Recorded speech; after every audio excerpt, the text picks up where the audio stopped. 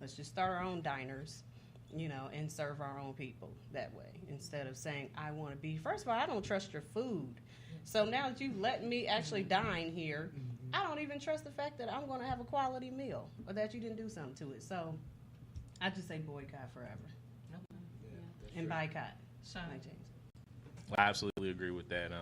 That's if you don't want me here, why am I here? Why am I putting myself through this potential traumatic experience every single time But we do that to go every through? day. No, Right? Just being black in America. They don't Absolutely. Right. Like every time we drive and we see a police car, hold on. We do that every day. Yeah, I actually believe with that, and I've never heard boycotted until today. So I'm gonna do my due diligence on that. But I absolutely agree with Ms. Abney in terms of if I'm not welcomed, I don't want to be here. I do agree with that, and I know you're saying the same thing that, thank God our forefathers did that so that today we can even have the thought of, I don't want to be anywhere where I'm not welcome. So thank goodness for that. And I know God put us in the right place at the right time, right, to be able to deal with whatever's going on in our community. I say that you boycott forever. Because if I go to a restaurant and I am blatantly disrespected and I'm not ever going back. I don't know anybody that's going to go back where it is. So we got to look at this as this is blatantly racial against or racist, against me. Even though it's way over there somewhere or whatever the case may be, or I've never owned a piece of Gucci. I have to look at it the same way. It's like, no, I'm not going to give my dollars there. I'm not going to support it because I wouldn't support someone blatantly disrespecting me at a restaurant or any place else. So do you throw away your product? Do you throw away your product? No, I will resell that, get my money back, and let them buy it. That's what I'm going to do. Okay. If I have product. Okay. So you have the Gucci or the Prada. Do you throw it away? I'll or you take it out to the street and burn it? No. Why waste your dollar again? That's your dollar. Go take it. Go into one of those consignment shops to get your money back. And if I can say this too, like Maya Angelou said, when you know better, you do better. So it's like, okay, if I go burn my purse, what is that going to do? So going forward, I do something different moving forward because now I have a set of information that I didn't have before. Ebony, you want to say something? Question. So do you think that we still buy, at these places, or we, boycotted and wanted to be in diners and all this stuff because we felt entitled to something, because we felt like that was the better choice? Do you think that's why we tend to keep going and keep shopping, because we feel like we're entitled to it? Like it's the better choice as opposed to something else? I think we are not aware of the other choices. So, yeah, we do probably feel like it is a better choice because we're not aware of the other choices. And I think a part of it is just obtaining something that you just never had. Like we didn't have it. So now we have it and then you're going to take it away from us. Like, I'm not going to let you, take away something that I've worked so hard to, if that makes sense. So, I don't know. As a political economist, I look at it a little bit differently. So, okay, come through, economist. If you are a restaurant, you have to have a license. You have to have a restaurant license. You have to exist on a street that has. You have to. You benefit from the tax dollars that I am providing for your security and the safety and the criminal justice system that makes sure that if I give you a check and it bounces, that something's going to happen to me. I think people did that.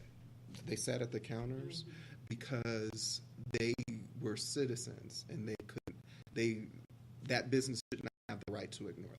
Yeah. That business no business should have the right to not serve everybody and to do it in a just and equitable way, especially if you are benefiting from all of what would be considered the public goods of the economic system, the fact that we all are invested in the dollar, the fact that there's police there that are going to make sure everybody's supposedly safe, and even the health, the people that come in and do the health inspections, we're paying for all of that. Right. So you don't get to just tell me that I can't go anywhere I want to go if you're going to be, using all my dollars to benefit off of what you're trying to do. that good for us though? Because I think about we did the same thing with education and look at where we are now. Yeah, education is certainly a challenge. I know, Yes, it's a whole rabbit hole. Yeah, so I think we need to reevaluate. I'm still trying to figure out my strategy for education because I got my son and I know it's a battle, and there's this achievement gap that's impacting all of us, and so we talk about that. I just think at the end of the day, the systems were not created for us No, at all. So they're doing exactly what they want to do. what they're intended to do. So it was designed to keep us shut out. We're not seen as human beings. We are seen as property. So when you understand that concept of they never looked at us as being a human. They looked at us as being property, and everything is built around us being property for them. Then it just changes your perspective totally. I did want to piggyback off of Ebony's question about why do we keep doing it, and I went automatically to the Dahl test, the Dahl study, where we were embedded to think that white was right, and then black was not, and that's the same thing with products. They keep embedding all of these different pictures and images of what's right and what's good, and not of what we have. So until we start pushing it till their kids start wearing it or their kids start accepting it, then that's when they change the dialogue, they change the pictures, they change the images to try to fit us in. But for us, they change it for them, but they don't change it for us, right? So we still keep buying their brand while they still taking our brands, you know? Y'all know Payless is closing. Yeah. And that was like the staple in we going to Payless and pick out a couple pair of shoes. Payless is closing in the United States, not in Latin America. Oh, wow, okay. Yeah, Didn't know that. it's still around. Okay. Sean, you want to say something? It's kind of like what you said is in terms of nothing in this country was set up for us. So, from my perspective, the end goal would be sovereignty. That's the perspective, and that's essentially why I'm creating a boarding school to teach young men. Because it started with taking the men out of the household. Yeah. That's where it started at, in the terms of the grand scheme of things. Then we had all these other systemic issues that occurred because of that.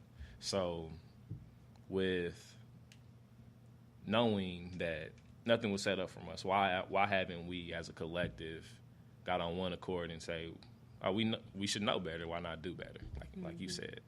Why can't we come to that consensus, unified agreement? That's like, okay, we know this is not for us. Why not work towards a better something for us? Yeah, and I'm not sure that everyone knows or everyone has heard that message yet. So it's really up to those that are enlightened to go and then enlighten other people and communicate that, right? We got to go into schools, church, everywhere, and just share that messaging. And then we can start to, pull together collectively and do something more about it, I would think. James? And to add into your point, that was actually one of my thoughts as far as word of mouth is key, and I think even still, let's say for instance, if we are being bamboozled, whereas as what we were talking about, if we do put out those brands on social media, then one racist person will, well, I'm going ahead and buy it.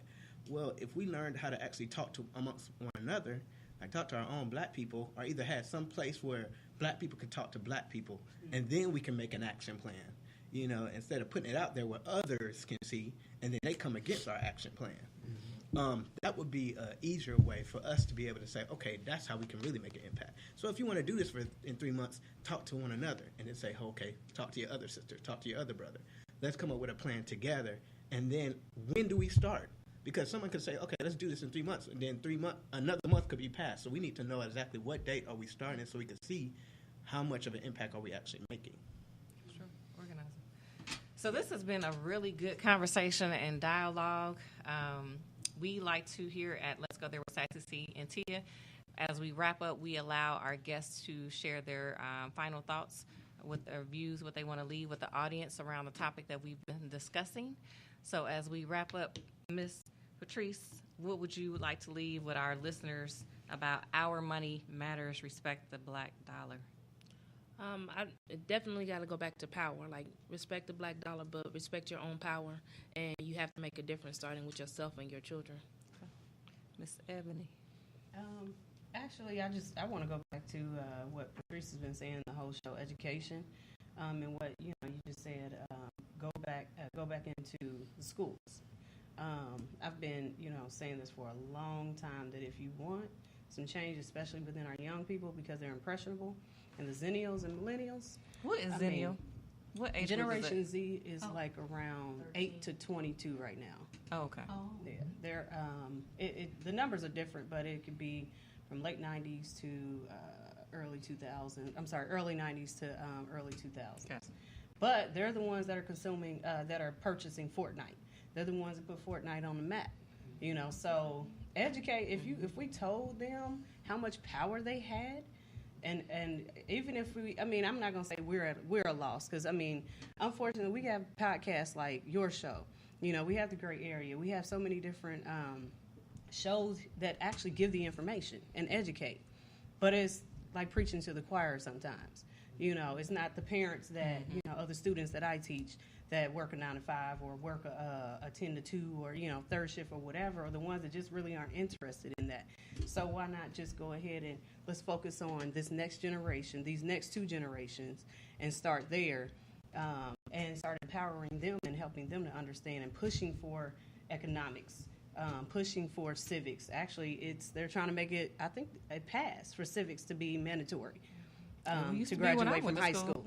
Well, Yeah, it mandatory. was when I went to high school. Start making and pushing and backing, legislature who's trying to put these things Policy. back into school. It's all about policy. You know what I'm saying? And so, because that's where it starts. We were children at one point, so at one point somebody forgot to educate us, and that's why we're here.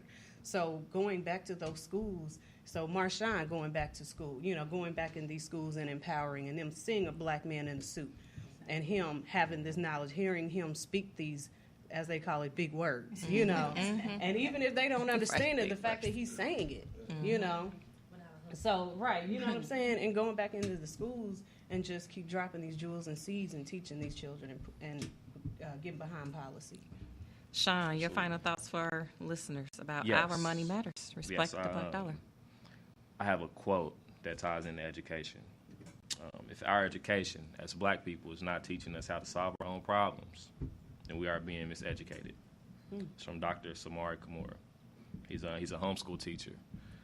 So he's a part of a homeschool collective. So with everything that was being said today, the black dollar and the power that we have within our dollars, if we don't take a stand and command where our money goes, we will not be able to be in position to call the shots like we need to be. And if we're not in position to call the shots, and also the people, and I'll go back on the sports thing too, on a different tangent, the rappers and athletes, they're employees of people with the money. Right. So essentially they can say what they want to say, but the people with the money can cut their resources off. Check. So they kind of Contract. their message is diminished just based off of that statement. But That's true. it all starts with education, and it starts at home. Being educated about what money truly is and the power of it, and the invaluable valuableness of the dollar. Come on. Invaluable valuableness. Okay, you said a mouthful, Mr. Martin. Your final thoughts for our viewers, listeners. Just remembering that the black dollar is the black power. And as we talked about even the last time I was here, one of the quotes that was said is don't shop with another, shop with your brother. Right. And Minister Nuri. and that's just one of the things that I definitely want to reiterate. Definitely pushing shopping with your family. Shop with the people that you see on an everyday basis, that you want to be able to support. And then also that investing aspect. I love that investing aspect because I never also thought about that. Put into the investments of what you see. The people that you see, and educate yourself on who are the brands, who are actually our black-owned businesses out here. And so those are my thoughts, that we need to stay educated on all that. Mr. Marshawn. So I'm a thief. So I appreciate just what I learned today from, collective engagement and the necessity for that collective action. I had never heard about power, particularly in its generational context, and me and you connected on if you disrespect me, I don't need to be there.